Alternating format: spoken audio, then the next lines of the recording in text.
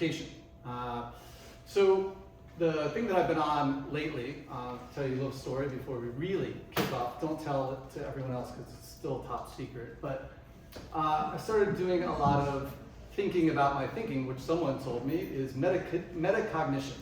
And that is my mentor, Ben Akalik. She's we call her a modern elder. She's been with me for 20 years as a client, and she's written books on the habits of mind, early childhood education development, helping kids to think about their thinking. So after 20 years of working together and trying to figure out, like, what is it that makes this special of what we do, I said, maybe we're thinking about the way that we're moving. She's like, oh, that's good. What is that? I said, I think it's metakinesis. Is that a thing? She said, I don't know. So I asked ChatGPT, who has the answers for everything. And ChatGPT told me that, bear with me because it's a little foggy, but it's in the 1930s, 40s, anthropologists, male, female, who I like to think is husband and wife because it's more cute that way in my mind. They were out in Bali studying or just watching dance. And they noticed that through the dance and the interpretation of this, they could understand what they were saying in the dance and their expressions and movement. And they said, oh my God, we're gathering meaning from their movement. That must be, I don't know, metakinesis.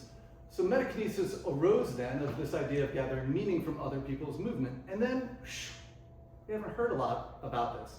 There's a lot of other things that take our attention and distract us, but this idea of being aware of our awareness, and we increase our awareness and our body awareness here at TAP by different ways of moving. So we started putting together kind of a written methodology around why we do what we do. And it turns out that what we've been doing all along is helping people gather meaning from their own movement, right? So isn't that cool? Like if you can gather meaning from watching other people dance and move and use their hands, what information can we gather from our own movement, right? What can we understand about our body when we are still, right? I can still be aware of my body in stillness, in meditation, which we'll talk about later, and also in movement. And then if I, like Miggs Burrows over there, one of our star athletes here at TAP, when he's working out with Michael, the head of our training department, and Miggs is working and he's straining when he's out in public giving one of his many speeches about art and life, and he feels some tension in his body, he can go back and remember some of the cues that Mike told him about tapping into your breath and relaxing. So we can take these stresses, these experiences, these perceptions, right? How we perceive the world around us in our movement, and then we can take it and we can use it in our day-to-day life. So that's my little synopsis on metakinesis. I tried to delay for my friend coming in, but he's clearly taking his time up the stairs. So now we will progress to the main event. Kevin Knight, welcome, sir. Thank you for coming. This is one of our Effortless Effort Series. Not everyone loves that topic, that subject. They say there's a lot of effort in life and in being effortless, but we filled the house, so it must be all right. And effortless eating, really, there's no such thing, and you're going to tell us a little more about that. So here we are. We're going to talk to my good friend and esteemed colleague, Kevin Knight, who is a clinical nutrition specialist and many other things. So I'm going to let Kevin tell you about himself and how we came together, and then we'll take it from there. I think the most important story is how we got together. I was injured. I think it was Mindy who recommended, she said, you got to go see someone. I was training for a marathon, and it was October. Marathon was early November, and my ankle blew up, and I went to the doctor. The doctor said, oh, you're not going to be able to run the race. Sure. And I was in conversation with Mindy, and she said, you got to go see EJ. They came in here, and they worked some sort of magic. Literally, they, what do you call that? Brushed the inflammation out. I mean, I was like, what do you mean you brushed it out? I mean, he had this little device and he kept combing it and the inflammation came out. And I was able to run that marathon. And that was remarkable. I actually thought I could barely walk. And he and his team, they worked hard on me, and I said, wow, this is something special here. And since then, I've had a number. I did just want to add the first thing that I said to Kevin when he was talking to me about his ankle and his Achilles and his plantar issues. I said, so have you thought about wearing shoes? Oh, I didn't know a small detail. And he said, no. I said, look, barefoot, how barefoot? Barefoot. Totally.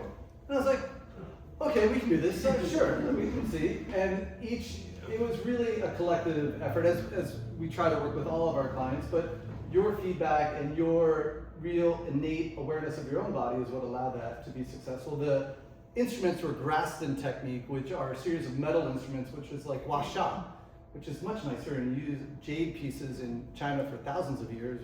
Here in America, we use stainless steel. So clearly that's better. But we also use a lot of hands-on manual therapy, and then gave Kevin movements and stretches that he could do, and being so diligent to this day, we still incorporate a lot of those recovery And that's practices. constant.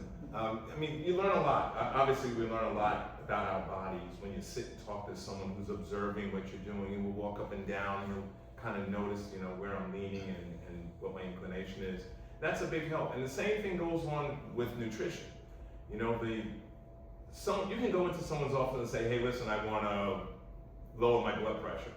But you really need to get underneath that. We want to understand what's driving it. So I'm a functional nutritionist, which means I try to get what's underneath the issue, what's triggering, which is far more important. Just a little bit of my history.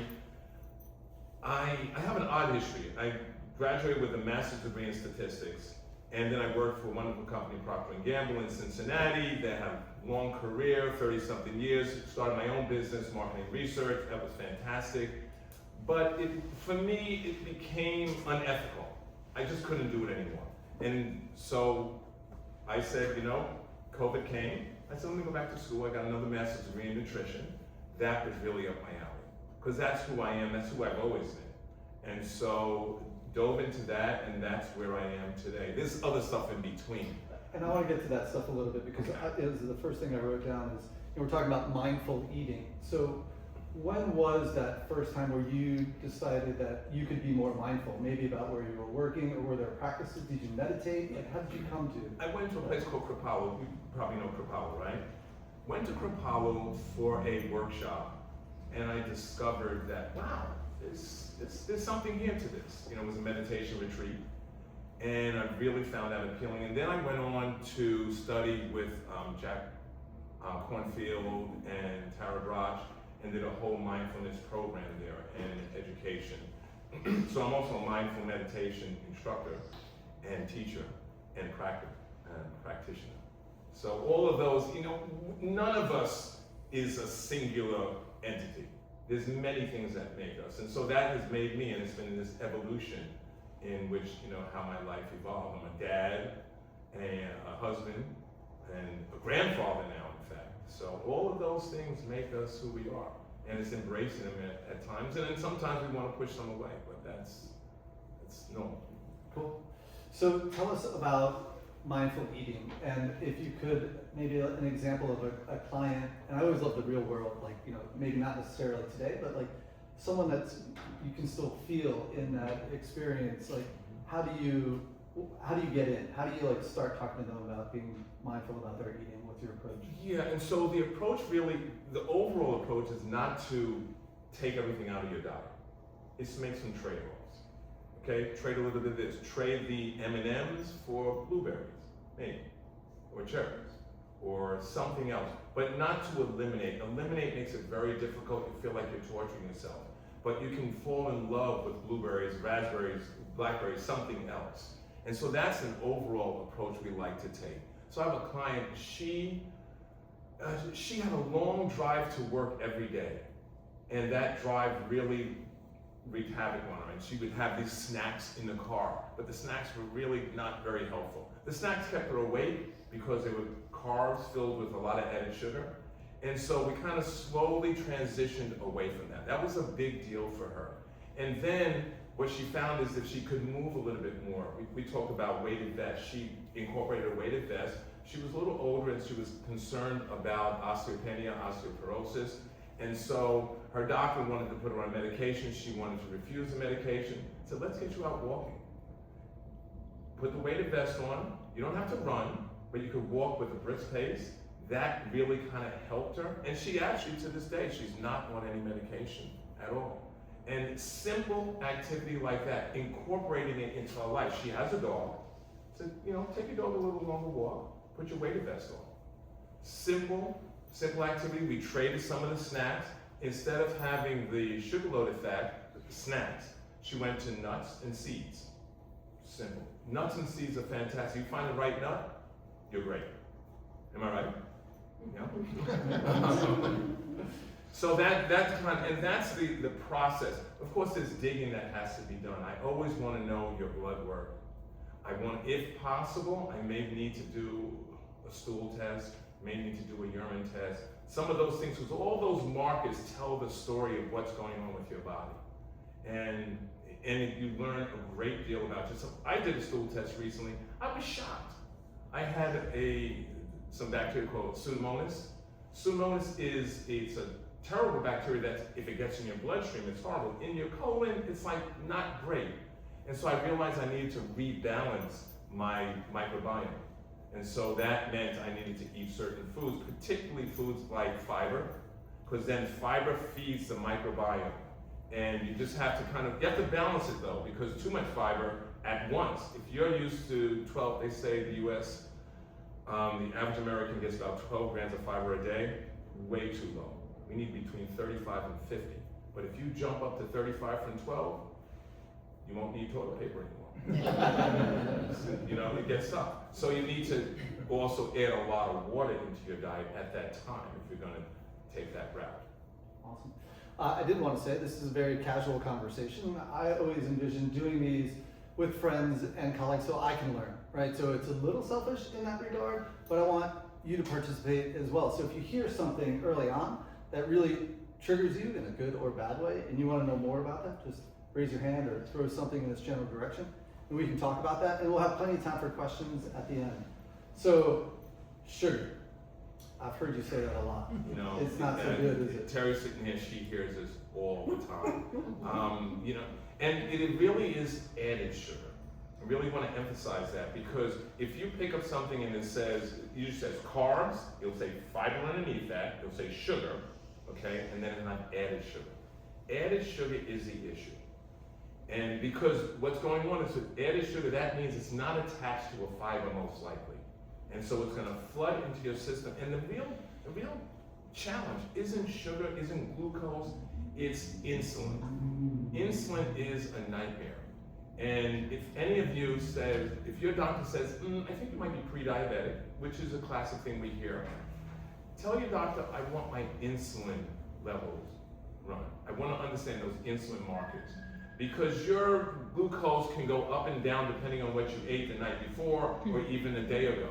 But you really want to find out what's going on from an insulin standpoint. Insulin resistance is the big challenge. Insulin resistance means that glucose is not getting into the cell, right? You have a cell. If this gets too sciencey, just tell me, Kevin, enough. I do want to tell you just quickly, we had a meeting to talk about what we were going to talk about. And we're going already. No. Okay. Kevin bust out a slide. I go, Kevin, is that the Krebs cycle? Do you want me? I've forgotten about this more than I want to remember. We are not showing the Krebs cycle at this time. Not yet. But he's trying to get you to go there. And there will be more of Kevin already since we packed the house. We're gonna have another Kevin where he can have all the Krebs cycles, and I'll be in the back, maybe drinking some sugar. But the bottom line is, insulin's job is to go to the cell, and it should go into the cell, and it releases a protein that comes to the surface that lets glucose come in. You need glucose in that cell to make energy, ATP, right? That's the bottom line. So when your cell is when you are insulin resistant, it means that the cells aren't so happy letting insulin in anymore. And so when insulin's not coming into the cell, it means the glucose is now wandering in the bloodstream, okay? You say, what's the big deal? Well, glucose, long term, it's like shredded glass running through your arteries. It can make little nicks, little tiny nicks that eventually could lead to something. Eyes, a lot of people with diabetes, they have problems with their eyes, okay, because the tiny vessels in there are getting disrupted, okay? Neuropathy, right? These sensation that you might not feel in your hands and your feet, little tiny vessels. A lot of times these vessels aren't getting what they need. The glucose isn't being pulled out, and so it's now roaming freely, and we don't want it roaming freely. So that's the whole issue. That's why added sugar becomes an issue. If you eat a food that has sugar, but there's fiber attached to it, it flows through your system. Some of the sugar actually doesn't even get into your bloodstream, but it goes through at a slower pace. GLP-1s act in a certain way in which they slow the motility down in your body, so you're no longer as hungry, but it also allows food to flow a little bit more slowly through and not allow the glucose to kind of flood your system. Anyway, that's an overview as much as I could without showing you the actual Krebs cycle, which I can't wait to show you. That was good. I think we got it. In our minds, we can see it. We can't wait for next time to actually see the real Krebs cycle. All right, let's go. Yeah. So, let me add one thing. Uh-huh. When you're not moving and you're eating, okay, and so you take a carb, you convert it to glucose, and it is a wonderful, that Krebs cycle. But when you don't need the energy, the ATP, the Krebs cycle slows down, and it takes the glucose and converts it to a fat, okay? And it goes into fat cells. Fat cells, as we talked about this, it's remarkable. A fat cell can grow 1,000 times its size. So you might have a little tiny fat cell in there, but if you keep feeding it, it can grow 1,000 times its size. And that's exactly what goes on. So we want to make sure we have a cycle where we're kind of cleaning that out. We don't want those fat cells sitting there, but they last 10 years. Fat cells can last as long as 10 years. So if you go on a program where you've gotten control of your food intake, and then you stop. If you don't hold on to that healthy habit, those fat cells are going to build up, they're going to get bigger again, and then that's what, then you really want to address that. So that's a challenge for all of us, and subcutaneous fat, not a problem, okay? In fact, it's great. In the winter, feels warm. It's the visceral fat that sits inside that might be strangling some of our internal organs. If they start blowing up 1,000 times their size, that can be problematic. Plus, it can be really active, biologically active, whereas the subcutaneous generally is inert. Yeah. So you said something that I like, which is movement, right? And the lack of movement, and then moving again. We talk about sugar. We think carbs. Oh man, carbs are bad, right? So I'm going to cut all carbs out. I'm going to start to move and exercise really hard. How's that going to work for me? So initially, it may not be that bad. Okay. So your body's going to take glycogen stores, which is stored sugar, and it will use that in the liver and the skeletal muscle. In those fat cells too? But then the fat cells, it starts taking that out, okay? And that's pretty good because then you go, we talk about keto diets. Keto uses fat for energy. And that's okay, right? And so keto diet, paleo diet, Atkins diet, you name it, all of them have one thing in common, reducing carbohydrates. That's pretty much the same in that regard. So when we move, we actually activate. So that system that we talked about where the insulin comes into the cell, brings its protein up to the surface, what's fascinating, those skeletal muscle cells don't need the insulin if you're moving. That is ridiculous. It's called a GLUT4 transporter, whatever. It comes up to, it sounds like Star Trek. Comes up to the surface, and then now it actually lets in the glucose. Movement. After dinner, the best thing you can do is move around. Go for a walk. Fantastic. It takes that glucose that's excess running through your system. That's a wonderful way of actually dealing with it. Now, let's talk about like amplifying our experience. So we have dinner, we go for a walk. Is there a way that I can be mindful in that walking? Because I was just super mindful in my eating, right? I ate all the good things, the right kind of carbohydrates. Now I know I should get out there and move. Are there ways that I could amplify that experience in my walk? Breath work, like tapping into that exteroceptive sense, having a lovely conversation with my wife who's telling me all the things I need to know, as you can be quiet for a little while. I'm just throwing things out there. I don't know if it's exactly right. I mean, I think if you can work in community, it's always better. If your community is with your spouse, that's so powerful. I talked to someone today, and we talked about eating the rainbow. Everyone talks about eating the rainbow. Well, make it a family challenge. So let's make eating the rainbow, so if the children or little people in the household, you can play around with that. But I think doing it in community really is powerful. If you can have friends and neighbors to get involved. We can talk about breath work. Breath work has a similar impact as well. It doesn't have that same mechanism, but definitely when you start taking deep, full breaths, you change the whole biology as well. I love, EJ, we were talking about this one time, and we said, body straight, kind of erect. He said, don't think about that. He said, just think about taking full breaths. Take a full breath, and that's how you'll have your posture, as opposed to thinking all the time, oh yeah, back straight, back straight. Just take full breaths. Yeah, we talk a lot about how we have our central nervous system, the things we're thinking about, the things I want to do, the way I want to squat, the way I want to lunge. And then I have this great internal system, my autonomic nervous system, which is my fight or flight or my relaxation. Well, what links the two of those is my breath, right? Because I can think about all the amazing things I can do with that breath. And there's a million different ways to breathe, and they're all good. And they're better than the alternative, I can promise you that. But that link between me thinking about my breathing and me breathing on my own, that bridges my breath to that conscious and my subconscious. So it's very, very powerful.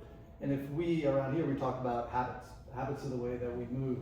And recovery is a lot about breath work, and then how we use this active recovery into our active movements.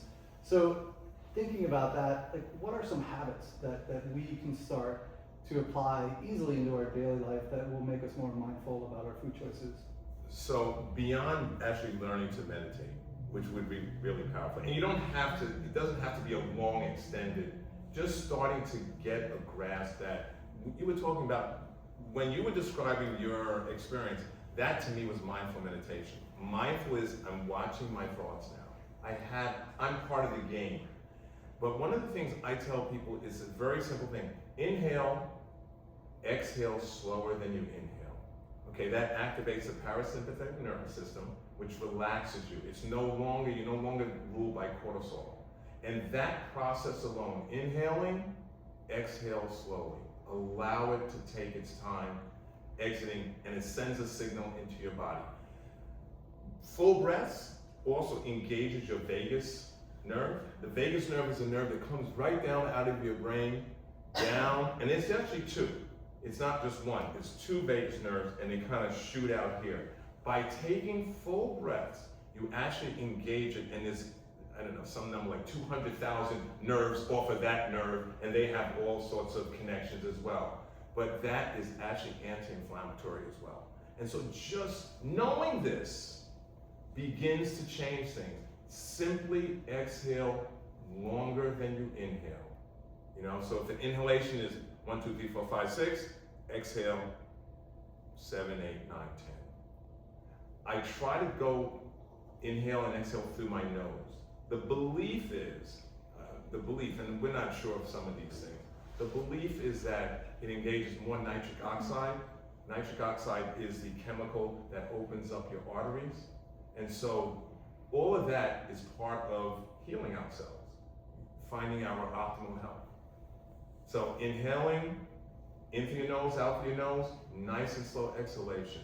It's a wonderful opportunity, practicing it at different places. I like to practice it when I'm stressed. I go to the store, someone says something, I'm trying to find something, it's getting late, I need to get it in a hurry. Take that breath. Take that breath, it'll change everything for you. Yeah, there's a great book, James Nestor wrote the book Breath.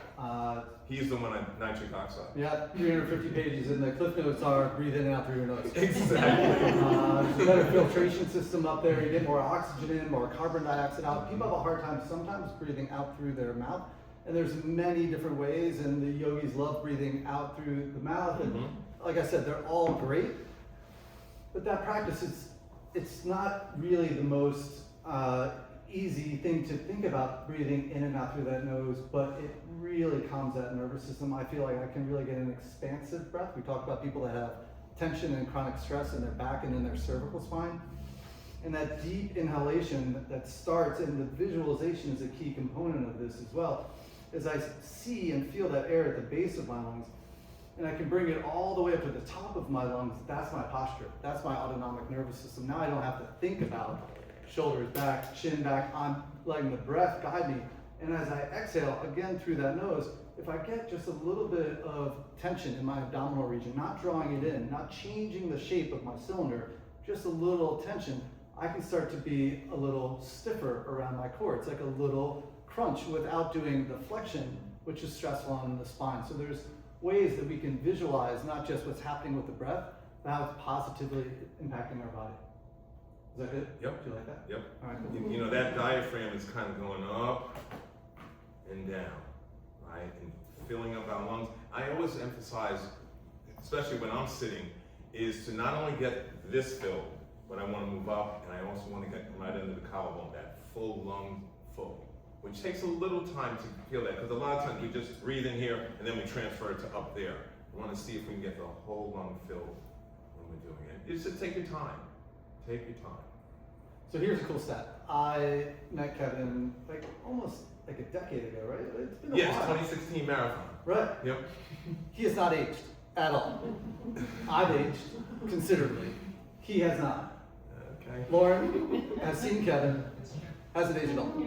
Right? So everyone wants to know. Olive oil. Yeah? Yeah. Okay. I drink olive oil. You I drink put it on my it. skin. Yeah. Yeah. All right. What else? Tell us more about what you eat and what you don't eat. I'm not going to do it because I already know. So I do eat a lot of greens. Mhm. I mean, I cook greens every day. I want the greens for the fiber. I want the greens for all the polyphenols and the antioxidants that there. The fiber for my colon. I really am conscious of that. I cook a lot of legumes, a lot of seeds. In the morning, my new routine, and Terry does not love this routine, but my new routine is, but I've changed it. I take a tablespoon of chia seeds, throw it in, and then I fill it up with water. Now I'm filling up a liter with water, because when I didn't do the liter, the movements weren't what I wanted it to be. And so fill up the liter, I put a little lemon juice in there. Sometimes I might even put a little apple cider vinegar, but it's usually the lemon juice. And then I drink that first thing in the morning. It might take me a little longer, but first of all, it starts me off right, getting some water into my system. The chia seeds are amazing from the standpoint of high protein, high fiber, omega-3 fatty acids. Omega-3 fatty acids, your little microbes love it. There's 40 trillion of them in our body. They love that. It's great food. And when that food is right, it's lining our large intestines, primarily, and small intestines. It's a one cell thick lining. It lines it really well, okay? Because we don't want leakage coming out. We want stuff coming out that should come out, but any leakage comes out, it drives our immune system crazy. 70 to 80% of your immune system surrounds your intestinal tract. Okay, and so what and for good reason, because if something slips out there, it needs to get on it, and it does. But if we're eating the right foods, now we're really giving the strength to feeding those cells. And there's they call it a mucin layer, a layer of mucus that surrounds that's in front of that cell. And so I want to make sure I feed it. So I'm looking for fiber, I'm looking for foods. Omega-3s are important. Anyone here, DHA? Anyone here taking omega-3 DHA? Eating sardines, salmon? Sardines, salmon, cold fish, those all have DHA. That's the omega-3 that also works on your brain. Okay, your brain is really fat and it needs that. And so I highly recommend omega-3s, and you just get it from your diet. You get it from your diet, all sorts of seeds. What seeds do I love? Chia, flax seeds, hemp, pumpkin, 4 top seeds. And then I would add to that nuts, walnuts, best nut, okay? Number 2 after walnuts, maybe almonds, maybe pistachio after that. I love cashews, but probably not the best, but I eat a lot of them anyway. And sometimes you just have to eat stuff you like, right? So all of those, I really make sure they're in my diet on a regular basis. And I do, I love dark chocolate. Anyone here like chocolate? Oh yeah. I love dark chocolate. So this is my strategy. I buy Hu. The Hu, HU, delicious. And so I try to eat it I take off a little piece, okay? I think a little piece is 2 grams of added sugar. I know that's a little too much to think about, but 2 grams of added sugar, and I leave it in the car. If you bring it in the house, you know, dopamine plays a game with you. Ooh, that was nice. That was really nice. Oh, maybe we can get some more, you'll feel better. Okay, I'll get a little piece. And that's how it works. So if you leave it in the car, it's too much work to go back and get it. So take a little piece off, have it, it's wonderful. This way you have it, and try to get dark chocolate 72% or higher cacao. Because that's a wonderful, wonderful product. Okay, also has wonderful antioxidant potential. And also, these things have so many polyphenols, we don't even understand them all. But these are wonderful compounds for our body. And these things evolved with us. So we should take advantage of them. So, yes? What's your new favorite superfood? Like if we started with kale and then we all got hooked on chia, where are you at or what's coming next? So superfood, I'm sticking to all of the greens. Kale, collard greens, broccoli. Broccoli is a serious superfood. And the broccolini, the baby ones, even better for you. They have an enormous number of compounds that are good for us, obviously. I'm trying to think of my new superfood. Do I have a new superfood, do you know? Looking now. The chia seeds that I know. Chia seeds is my new superfood, I guess. I'm now experimenting with making my own fermented foods would be my new superfood. Definitely. Kimchi, real sauerkraut. Be careful with the sauerkraut. You buy sauerkraut in the store, if it's not really made, sometimes they just add vinegar to cabbage. That's not really a fermented food. But tempeh, miso soup, and I don't reject eating meat. Okay, as I said, I want you, if you can eat sardines, have a can of sardines every day. Wonderful food for you. But that would be my super. Do you have a superfood? I'm with you. I'm a greens kind of gal. I feel like that's the secret to longevity. The chia, I kind of got tired of the chia, so this is very inspiring. I have a giant jar of it at home, just waiting to be. Throw it in everything. Yeah. I throw it in my salad. I throw it in my smoothie. So in my smoothie, I add the triple: the chia seed, flaxseed, and hemp. And I bought it at Whole Foods. They have a big bag of it. I throw that in the smoothie. You know, it's wonderful, and it adds a little bit of texture and thickness to it. Yeah, I How do really. you feel about chia puddings? I just tried a chia pudding last night. It failed, but it's now. But it was. How do you get it right? Yeah, it was chia, and it was. I put soy milk, and I put cacao in there, and and I mixed it up. It would be ideal if I put a touch of maple syrup, and that would just send it over the top. Yeah. I didn't do that. Avocado, wonderful. Yep. Yeah, I eat a lot of avocado as well. Go ahead, Mindy. Mindy, I'm gonna get right to you, but before I do that, Steve Halloran's here, and I know what he's thinking, which is Steve loves hot dogs.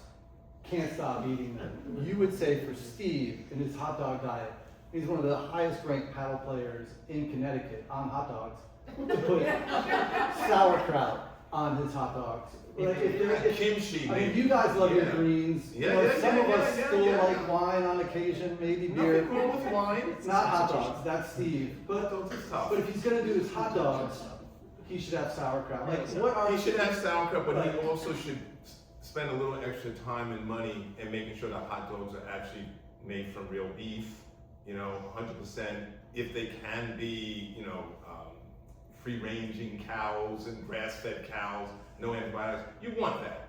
But there's nothing. Again, there is no food that is bad, as long as you're closer to a whole food, right? That's what we want to get closer to the original. That's how we evolved. Can I go back to? We talked about this. We went from scarcity to abundance. That's how we evolved. There were days that there was a lot of food around, we ate it. And then there were days that there wasn't much around.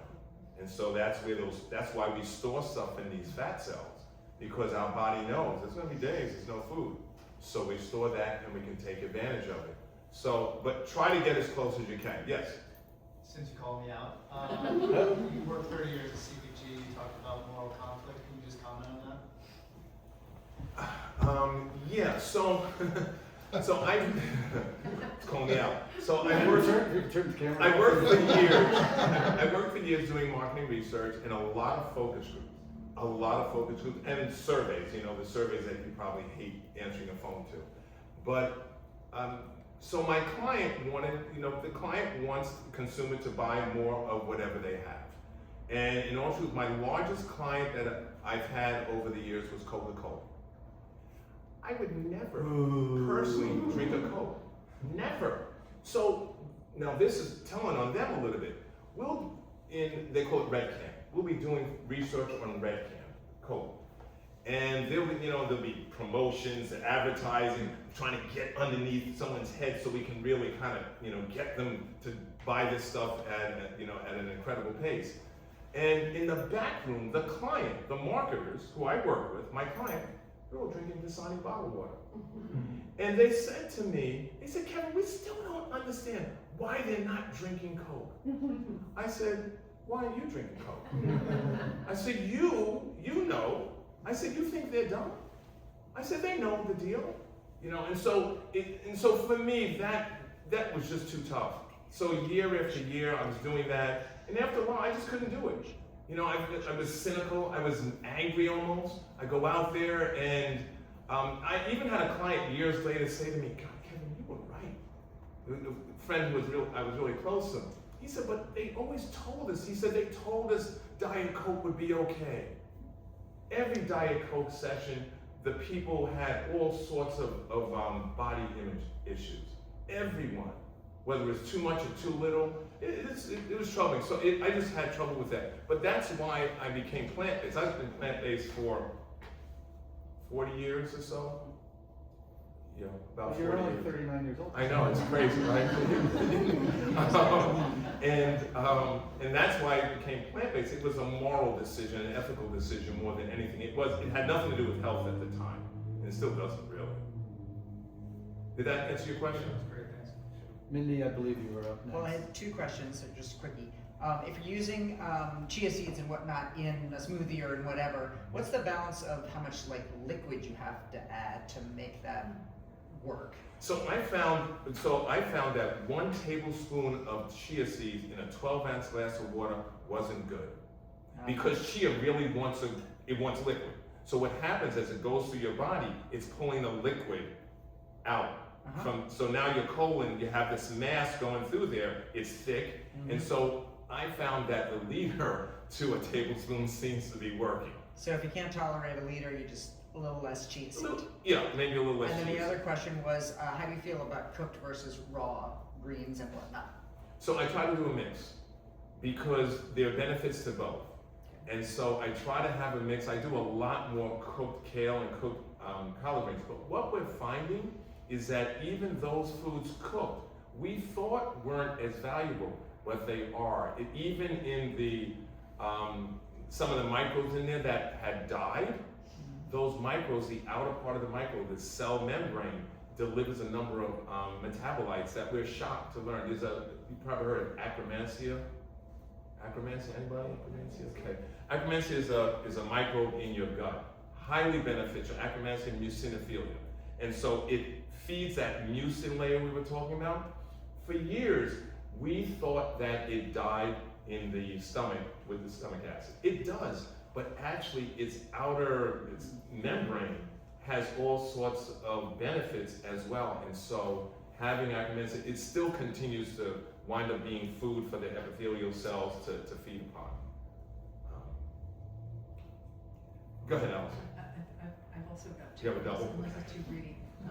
You're invited to a party and someone says, Kevin, you bring the dessert. What do you make?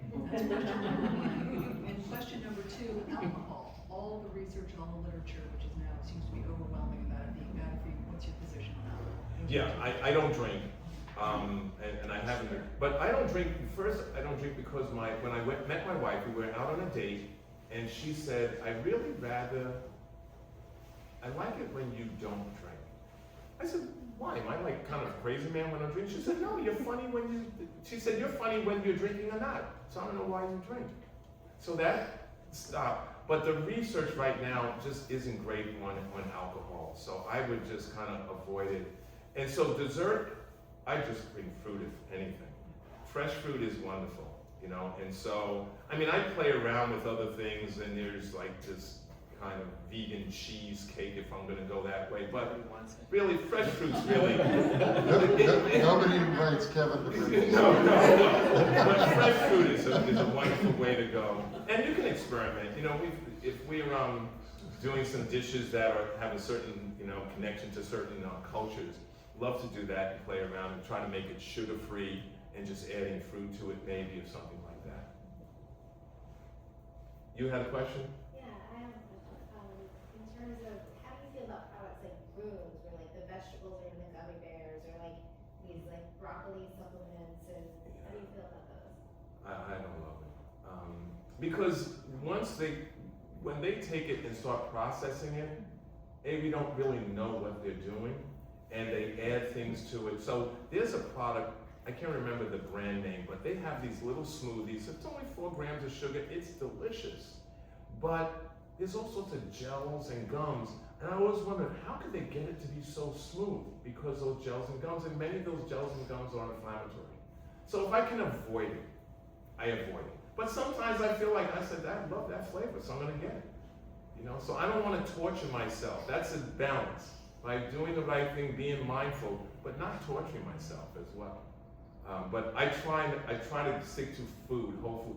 I think I cook probably 90% of the food I eat is I'm cooking it myself. And I'm taking it from whatever grocery store it is, and you know, so I soak my beans probably 48 hours, and then they cook like this, and then I don't have any sort of, you know, gas issues and stuff like that. So it's a challenge, but it's a routine. I get up in the morning, usually there's some kale, collard greens, you know, spinach, one of the green vegetables waiting for me. And I cook it first thing in the morning, then it's there for the rest of the day. You know, maybe 2 or 3 days sometimes. Let's go to that just real quick, because I just want to touch on that. Like, not only is it a routine, right? It's a habit, but it also sounds like it's a ritual. Like, that's a moment for you to be mindful, to, you know, almost have a conversation with the plants that you're going to ingest and prepare them. It seems like, knowing you, like there's this real interaction that you look forward to. Is that? Yeah, that's very accurate. And if you have children or grandchildren or something like that around, wonderful opportunity for you to introduce it to them. Let's cook this together, see what's going on. It's great. I love cooking with my 3.5-year-old grandchild. She loves it. It's a lot of fun. And also the idea of cooking and then sharing it with someone in your household. I mean, that's like love. You know they're going to eat it and hopefully like it. But That's back to the community. yep, that's back to the community. Yeah. That's back to the community. Back to the people. Michael, do you have a question? My family's very southern. Okay. How do you prepare your collard greens? Oh, that's interesting. Yeah, so it depends. It depends. So the best collard greens are late summer, maybe early fall, when they've had some time out there. And because I find the flavor is much richer. And so I cook it, onion, garlic, always. Throw it in a pan. Usually avocado oil. I kind of let it saute a little. And then I cut them up and I put them in there, the greens. And usually I add, so there'll be some salt, there'll be some cayenne, always. And then I probably put in a little vinegar. The vinegar helps to break down, so particularly collard greens, it can be kind of a tough, and so it needs the vinegar to break those bonds, and so that's helpful. Sometimes baking soda. I never put, obviously, fat back in it or anything like that. I'll occasionally play with tofu. Recently I've been putting carrots and parsnip I put in the other day. It was delicious, I thought. Not for everyone, I'll have to say. But it added a level of sweetness to it that was kind of appealing without adding, sugar.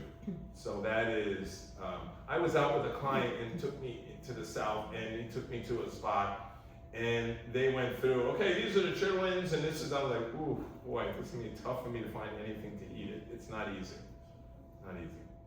Migs, do you have a question? Yeah, it's not about nutrition, but so years ago when I was running almost every day and feeling really good about myself. Kevin, you know, in high gear, this I felt bad that day, by the way. a day, every day. This guy runs by me, I didn't know him at the time. I mean, I knew him, we knew each other, you know, by Through Richard. Yeah, Bentley. that's right. Mm-hmm. But he's barefoot. And I thought, well, maybe he lost his shoes, maybe they fell off. So I know a little bit about it, but when did you decide, when and why did you decide to run barefoot? And what are the benefits, and would you recommend it to a runner? Yeah. So years ago, someone wrote the book Born to Run. I forgot his name, McDougall, I think it might be something. And I was having back and hip problems, terrible back and hip problems before I knew EJ. And I went to the doctor, the orthopedic, and he said, you need to get in the pool and swim because running isn't going to help you anymore. And I'm not swimming, not yet. I will eventually, probably. But there's a caveat to that. oh really? Yeah. Am You I go to gonna the swim? pool. Oh, I do go. Yeah. That's true. That's true. Because I'm injured. No. You participate in what class? What class? The aqua aerobics class. And the ladies, Yeah, sorry, I love it when he comes to that aqua aerobics class. I go into so when I was injured, I would go into that class. If I need to keep my cardiovascular strong, I put this weight, this floating thing around my waist, and I run in the pool, in the deep end. And at the same time, they're having the aqua aerobics class, and they're like, "Are you going to join us today?" I'm like, "No, I'm not ready for that. I'm not ready." So what happened is, in reading his book, he suggested that the reason why we have these hip and back problems, knee problems, because these shoes are, first of all, too much cushioning, and they're adjusting for supination, pronation. And so he said barefoot running, and he cited tribes, particularly in Mexico and in the Southwest, who were running barefoot. They're running barefoot in their 80s. He said, no pain, no hip, no knee pain. And I said, I want to run in my 80s. I can take my shoes off. So getting into it initially was not as easy. So the ground's not forgiving, and little pebbles on the ground is terribly unforgiving. But once I built up to it, and I loved it right away. Back pain, hip pain, gone. Almost overnight. Because now I'm running mindfully. Yeah, it's self-limiting. So you were our inspiration. I think that book was out right about the same time. It's a fantastic read, Christopher McDougall. And he talks about when you have all that cushion, you have all these hokas, you actually generate more force into the ground because you can. And now you're walking on these pillows, and especially with our modern elders, why is that a good idea if you're walking on something that's actually creating more instability, right? And there are reasons why, like maybe that's a good idea sometimes, but for us here at TAP, and Lauren's gonna have a question after this, but she is our local running guru. For us to say that, okay, Migs, let's try it. Let's take your shoes off and let's go out for a run. It's not gonna end well. But what we can do is we can start to do barefoot training. And we can start to increase that awareness from that's the arch of my foot, that's my big toe of my foot, I know it looks like my hand. But we can start to get that plantar fascia and that arch to work and get our foot to be stronger by taking our shoes off. Now we can start to run in a way where we're not slamming with our heel and we're getting this mid-foot stance, which is absorbing shock when we land. That is super beneficial. And then guess what? Some of you can't choose to put your shoes back on. And you can continue to run like that. And you can find times where you can still go outside, you can run around a track, and you can start to experience all this great sensory input from being barefoot. And you can do it in yoga and karate and other places. But it's really that idea of, can I run in a more effortless way where I'm absorbing shock and not generating more force into my shoe, which is going up into my chain, into my knee and my hip. The realization, so I did start at a track first. I said, let me see if this is gonna work for me. So I went to a track, started increasing the miles at the track, the bottoms of my feet started getting a little tougher.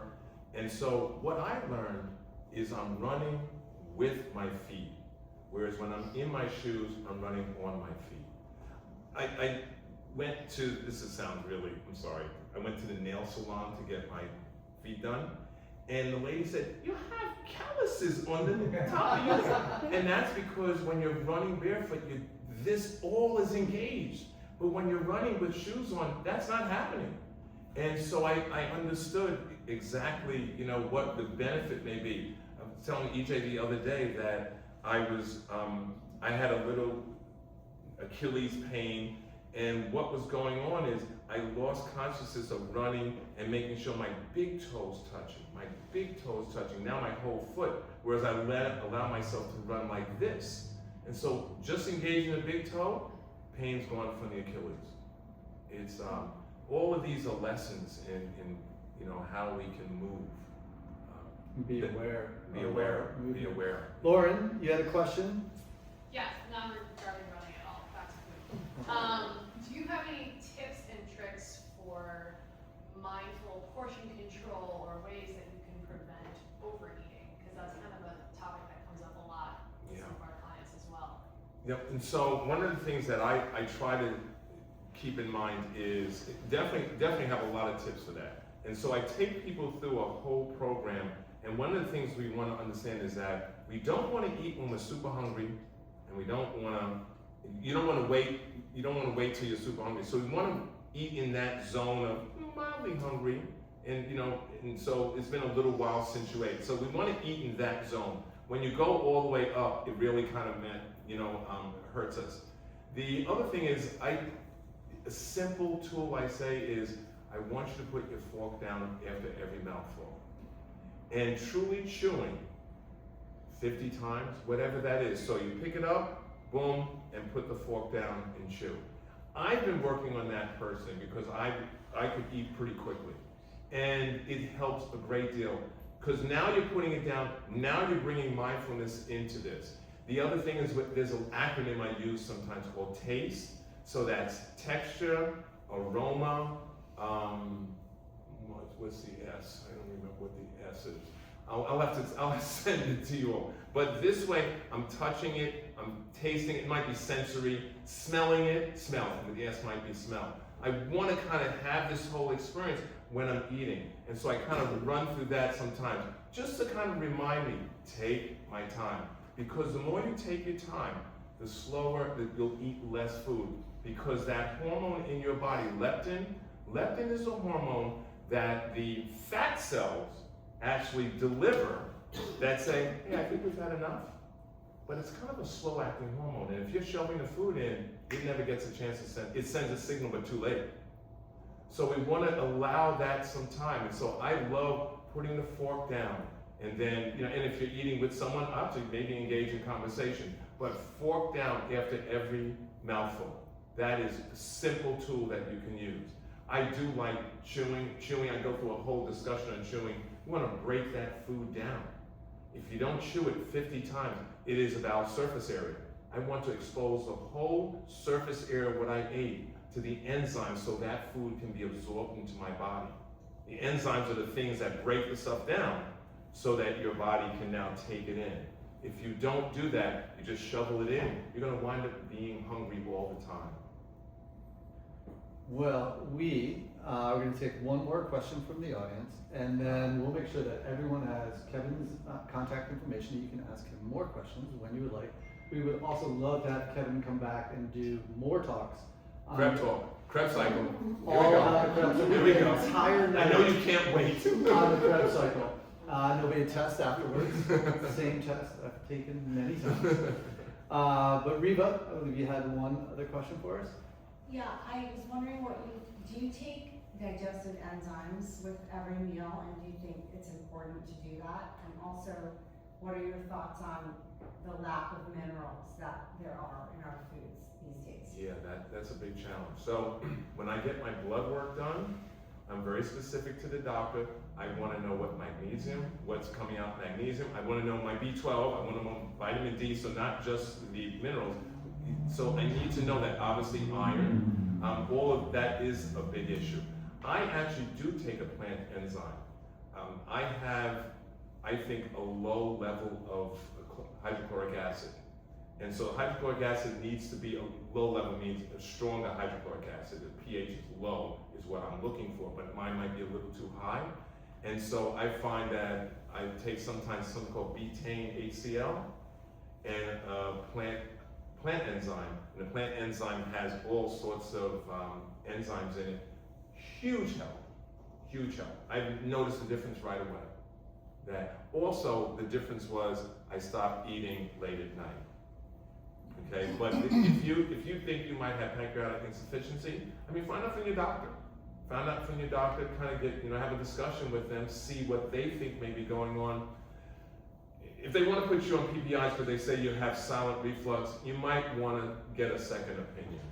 The PPIs are tough. They're okay, and if you need it, you gotta have it. But you want to make sure you really need it, right? Because all of those things have a downside as well at times.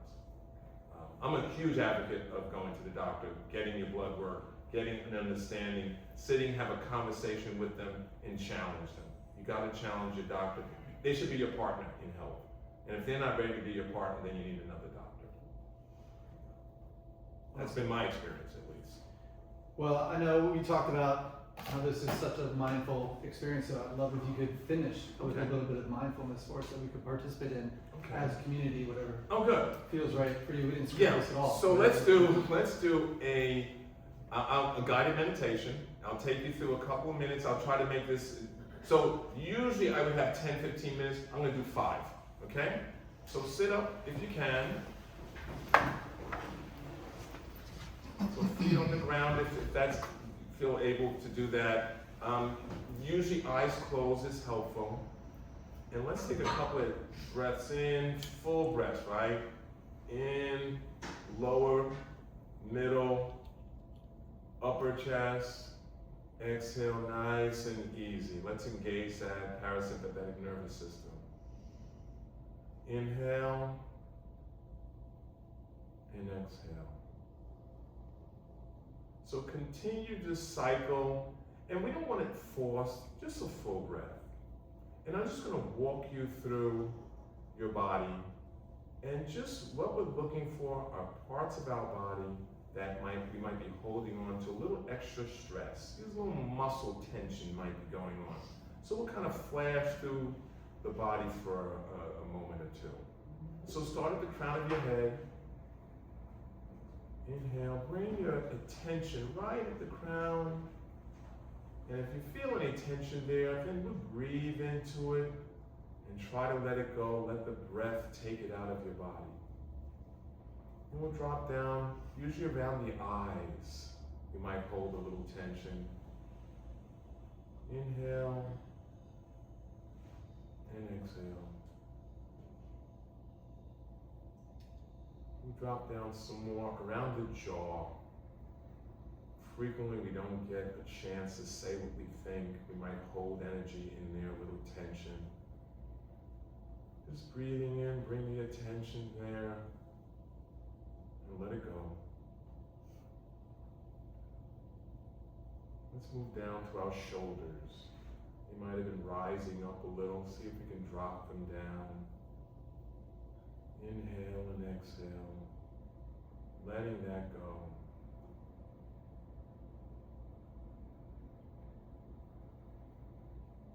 And sliding down now. Upper torso, chest. Just inhale, again, right below the shoulders, exhale. Looking for signs of tension, holding on to something. Drift down around the heart. Just nice, full inhalation and exhalation. Breathing in and breathing out.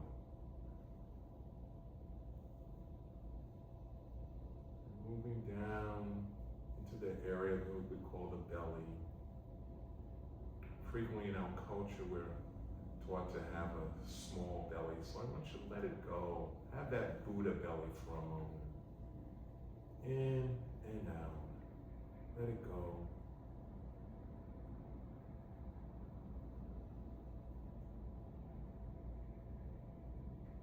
And wrap around to your back just a bit. Let's check in. You go from the upper back to the lower. See if you're holding any tension there. And again, breathe into anywhere there's tension. Let it out. Moving down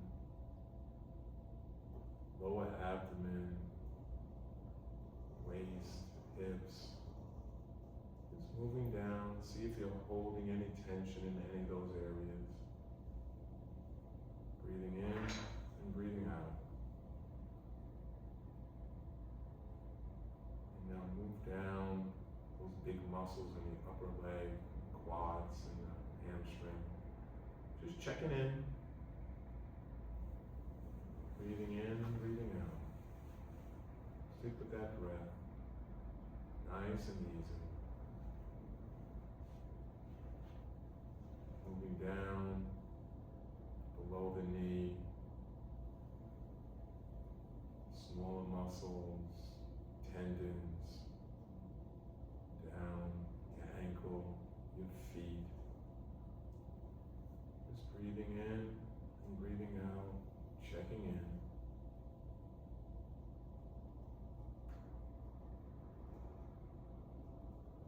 And if you need to move up, if there's an area that you feel, still a little tension in there, move up to it. And give it a little more breath in and out.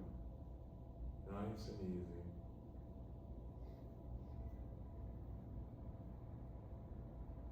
And bring your attention to your heart. And just sit there and breathe into that heart and out.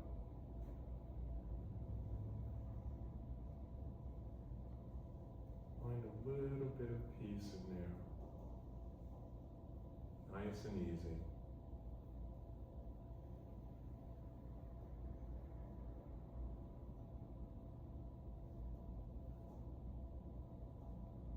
Just give you a moment, breathing in and breathing out, and as your mind drifts off, come back to that breath. Hold it for about 30 seconds now. Just breathing in, breathing out.